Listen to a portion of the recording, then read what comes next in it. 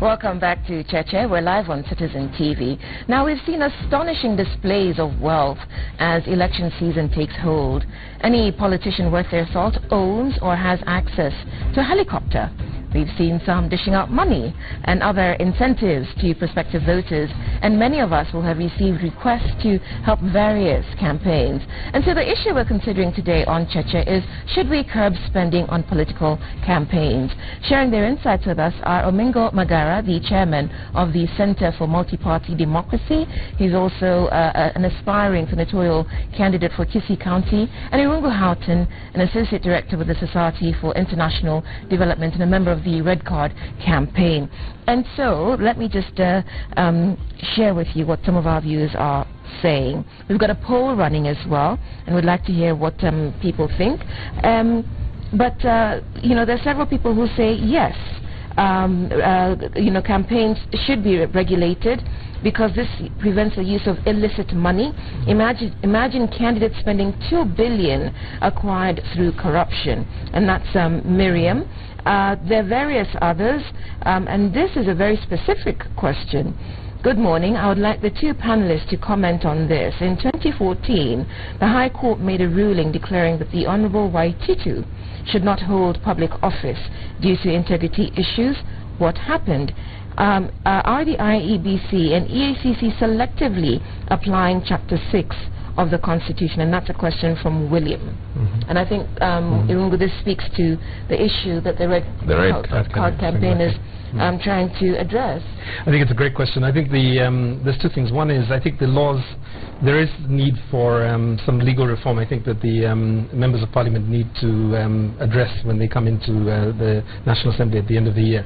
But generally speaking, we have a lot of laws, and we actually have a lot of actually good practices. What we do need is we do need enforcement. So over the last 2 weeks, we've met with both the IEBC and the EACC, and we have implored them, we have encouraged them to be as firm as they can and to have zero tolerance for any of the candidates who are either divisive in the sense that they have used hate speech, they are violent, or they are essentially they have records that you know, suggest that they are either thieves or corrupt public servants and state officials.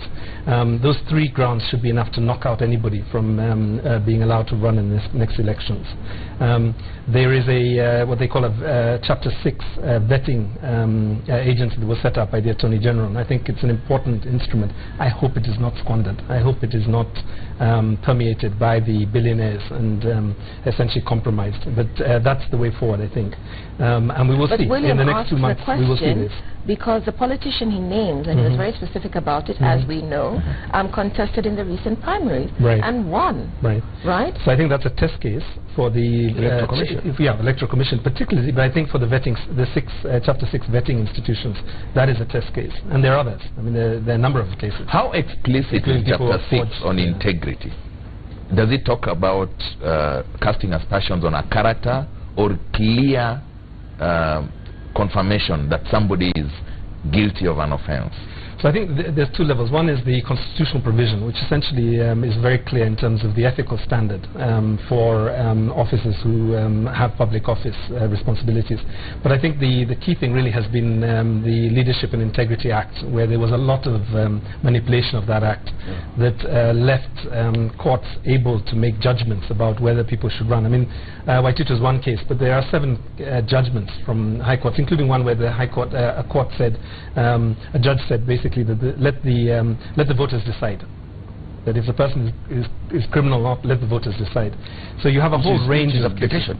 Complete. And which takes us back to our subject matter today, because if I have more money for my campaigns, I will influence the decision of the voters very easily. I mean, you take Dirango, for example, who has back in 2004 was actually convicted of a case. He appealed. The appeal basically, he got a lawyer to basically knock out the original charge, and he was running in the elections.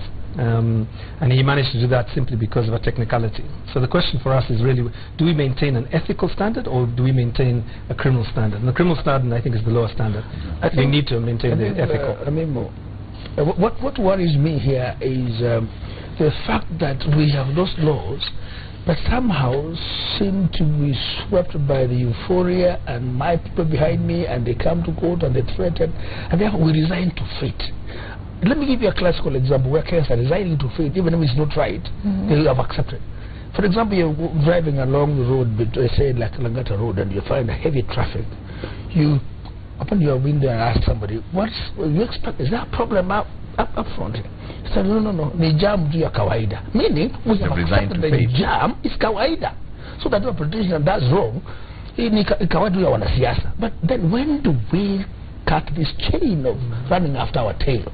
It must start somewhere, and I believe, I'm a politician, yes, if the axe must follow me to set an example, Kenya must be different because it's bigger than all of us. The only challenge is, even all of us, you all know for sure, I remember you vote for us. At the end of it, we sort of high table, you worship us. When actually, indeed, we are supposed to be your servants. You can't expect your housemaid to actually arrange the menu for you. You decide for what to cook. So the challenge is really back to us Kenyans, and we must break this chain somewhere. Ilongo says that we apply ethical and not criminal standards. First of all, even criminal standards, it was killed because they said, even if you are convicted, right, and you appeal and you go all the way to the Supreme Court, right, you still can't contest. Right. But that, that will be 2024. Right. That case will end when you are dead. Ethical standard. Who is the judge? Who is the judge to apply the ethical standard? I mean, I think a simple way of applying it is two things. One is that if you are named adversely in the Auditor General's reports and you have not cleared your name, it is not that you are guilty of it, or even if money has disappeared under your watch. Yeah. So this is the principle of command responsibility. If a hairdresser is able, and no disrespect to the hairdressers who are watching, and they do a great job, but I think the question is, if somebody who is not competent to be able to run 10 or 15 companies, but is able to defraud the state of X amount of money, then I think you as a state official need to take responsibility for that. And if you don't, I think the public should be allowed to say this person is not fit to hold office. It doesn't mean that you were involved in the... it simply means you did not take due diligence. You simply did not protect public resources. We cannot pay you $1 million shillings per month to allow for this kind of seepage in our politics. And I think that's the point we should... That's why he comes in. He says Kenyans must. But Kenyans like that kind of person. Not all Kenyans. Why are they... You don't like them? I don't like them. But why are they getting voted? Well, if I go to my village, right, with the money I stole from Citizen, right, and I go to the bar and sell the... You buy everybody. They will say this. If I go there with a Volkswagen and not the four-wheel, they'll think I'm stupid. You know why? This mentality, Mr. Mutegi, that at the end of the day, if we elect you, we'll never see you for the next 5 years. So when you're here, let's make the best out of it. That's actually the challenge. Is it really that, or is it that depending on where the sourcing of the funds is, that some people, like Mutegi, will steal the money, yes, but go and buy everybody a drink, and other people will steal the money, yes, but keep it to themselves. Right. And so it's fine if you're a thief as long as you share the loot with us.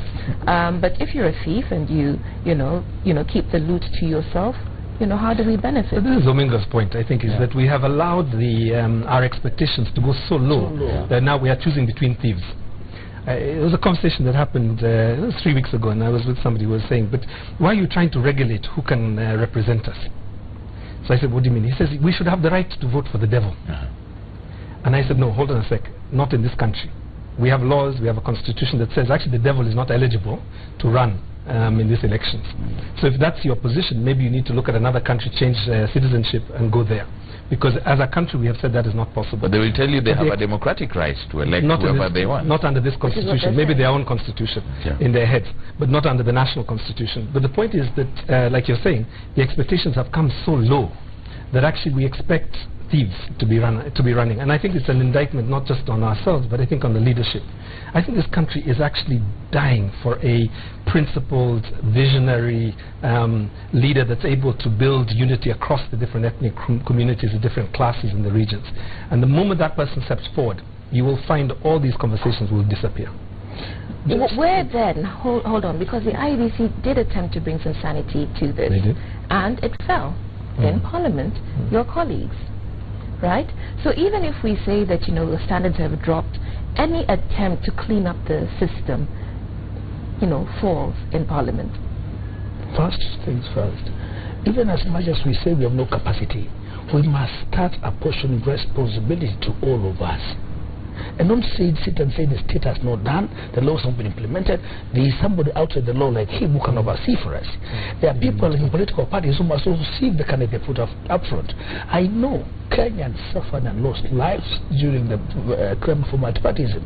We require some sacrifices to be made by brave Kenyans to put their life on the balance for the sake of our children. What sacrifice are you making? In terms of saying, I'll stand for it, alone, perish or pass.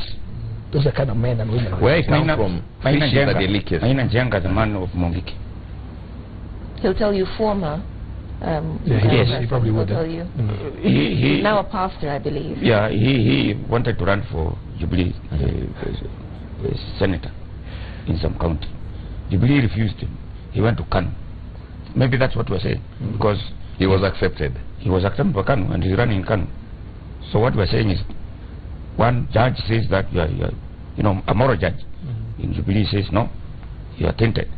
The moral judge in Kanu says no, you're okay. So it all goes back to the common Mwananchi, and I wanted to give an analogy where I come from. And probably you'll be elected. Fish is a delicacy. You'll probably be a senator. Okay. And you never clean the body of the fish and leave the head unclean, right, and you think that fish will remain fresh. It will definitely go bad. So if you have to do it, you start from the head where the gills are, as you come down to the intestines. That way you're assured of having a fresh fish. Tell me, we're human until we stumble, so you can be tainted. Do you bear the mark of your tainting forever? Can you not clean yourself up? Reinvent yourself as a pastor or you know, community worker? And then go for public services? Is there something wrong with that? In stealing, you call it money laundering. You can launder yourself. How do you clean yourself up? Do you use money to wash your sins away, or blindfold people so that they don't see your sins? Or do you actually come out and live by the values and virtues of the society so that they accept you? Genuine reformation, I take to the biblical Zacchaeus. When he transformed, he declared and returned. That is when you can actually be accepted. Otherwise, you'll be transforming yourself by blinding others and tainting themselves in dirty to make sure that you are not seen dirty, as it were. So I think we're all humans, he says, but we need to transform ourselves, and that genuineness must come from ourselves by even giving back to state. Confess and say my estate now is actually stolen. Yeah, take it. And I need mercy and clemency. That can be possible. That can be possible. But with the Saul became Paul. Exactly. But Martin became Paul, but he did not.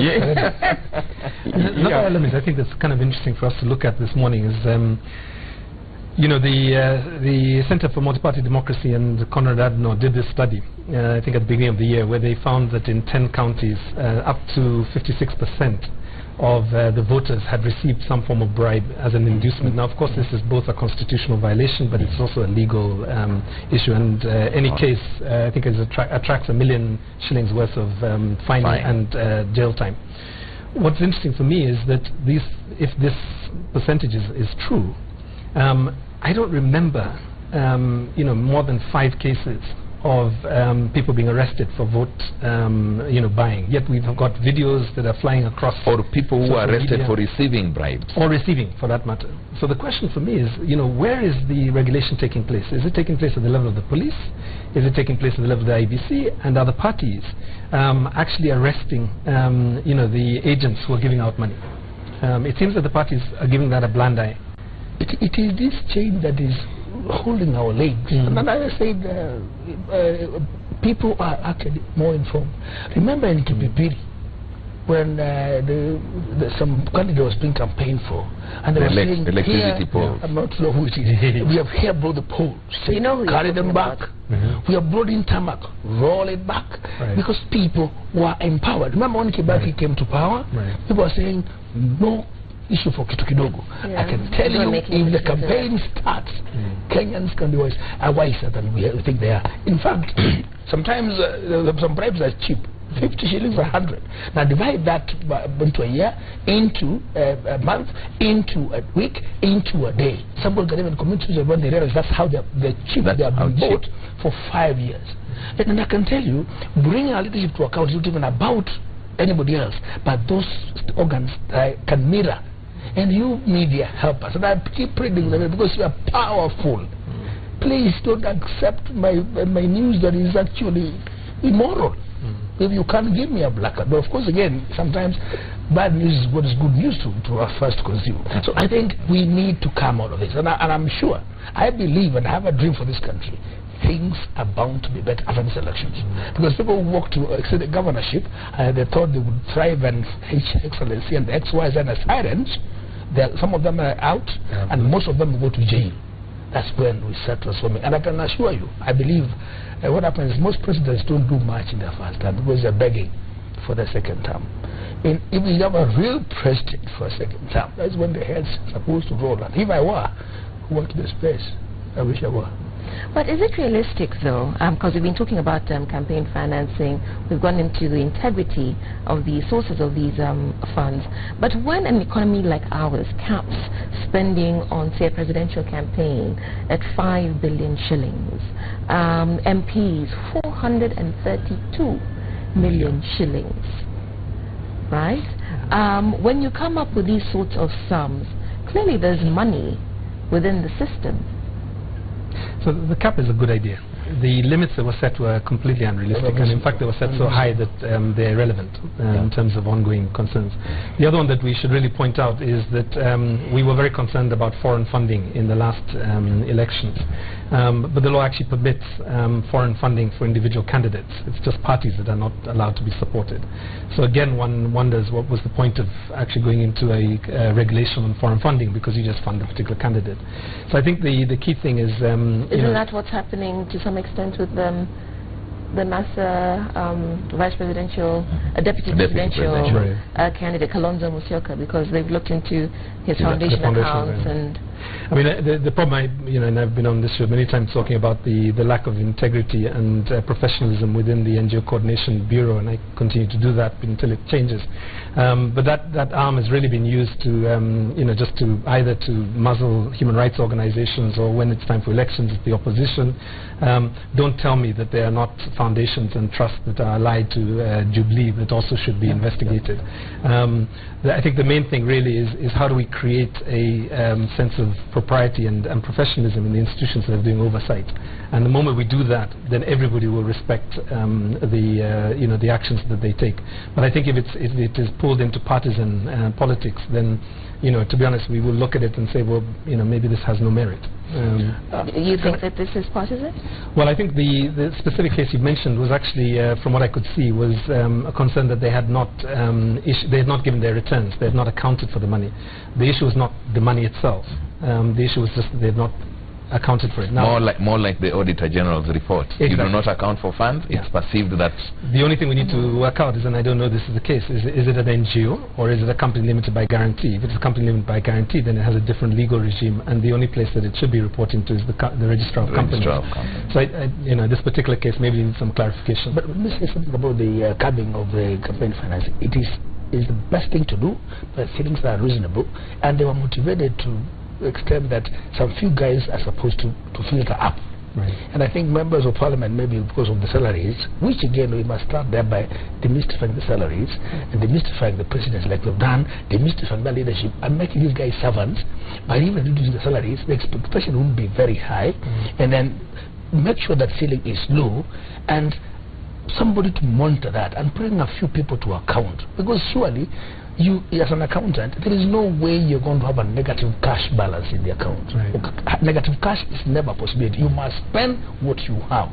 And it's a question of arithmetic, in and out. Serious oversight and serious monitoring can put a few lessons across the board, and we can be able to demystify this thing.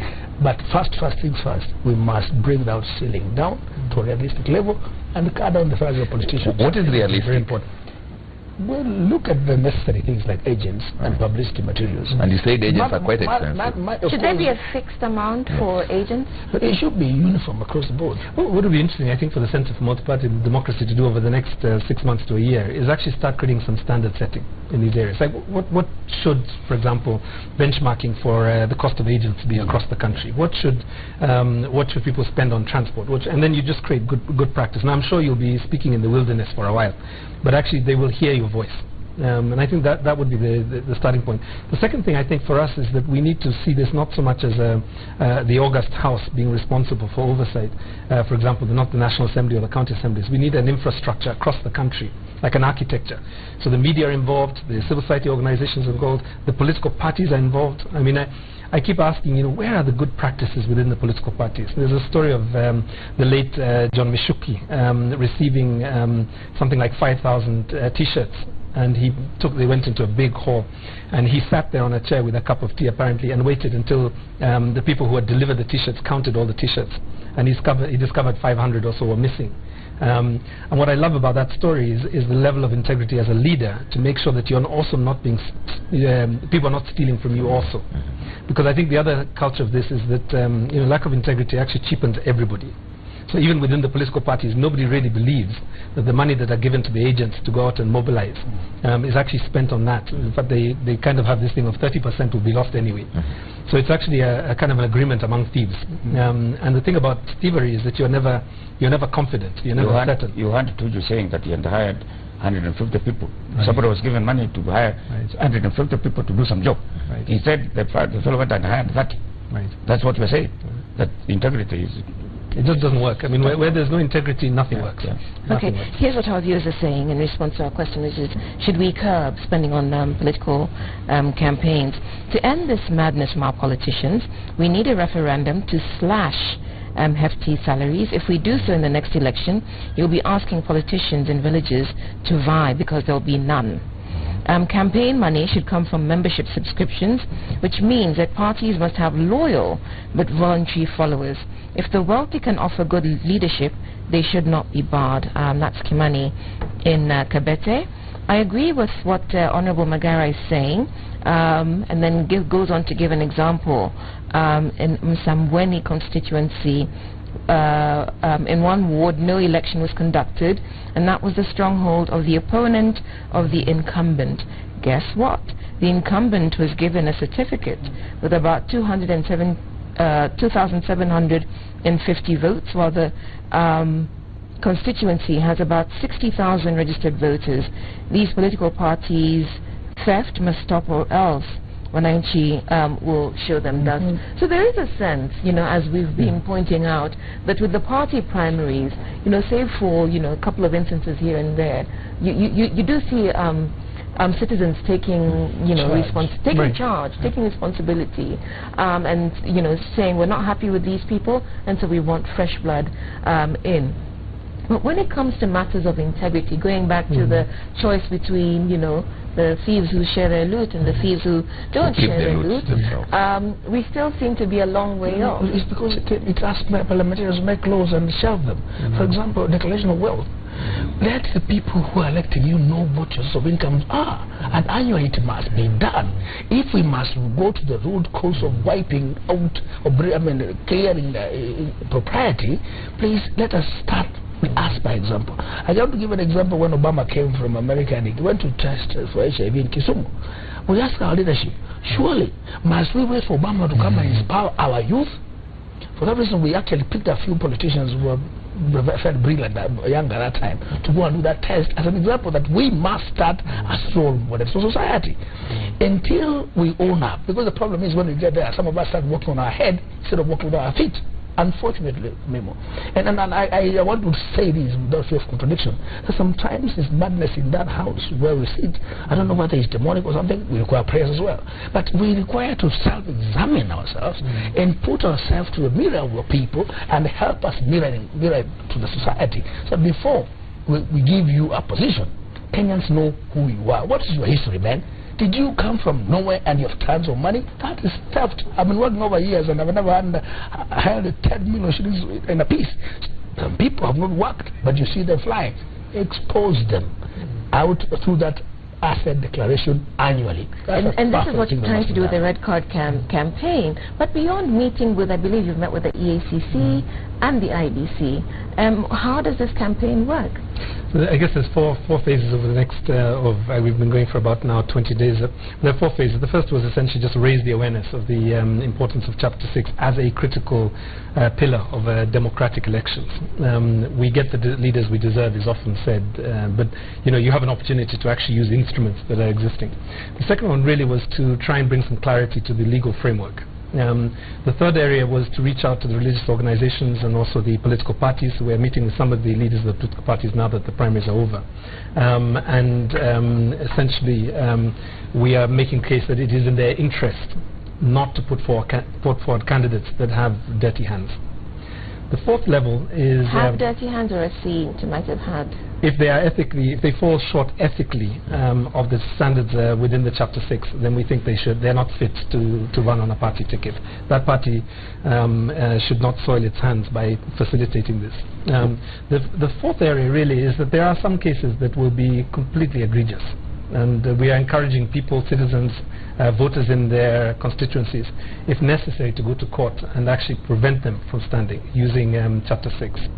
There are also, I think we call it social jail, was the new term that I think we generated last year. And I think it needs to be clear that if somebody comes before you, they're on the ballot paper, the first thing you should be able to do is recognize who this person is in terms of the danger that they pose to public resources. Would this not work? Then you can vote accordingly. Would this not work much better if you approach it from the common Mwananchi, the voter themselves? Yeah. Actually, let's address this after the break. You have to go to program financing.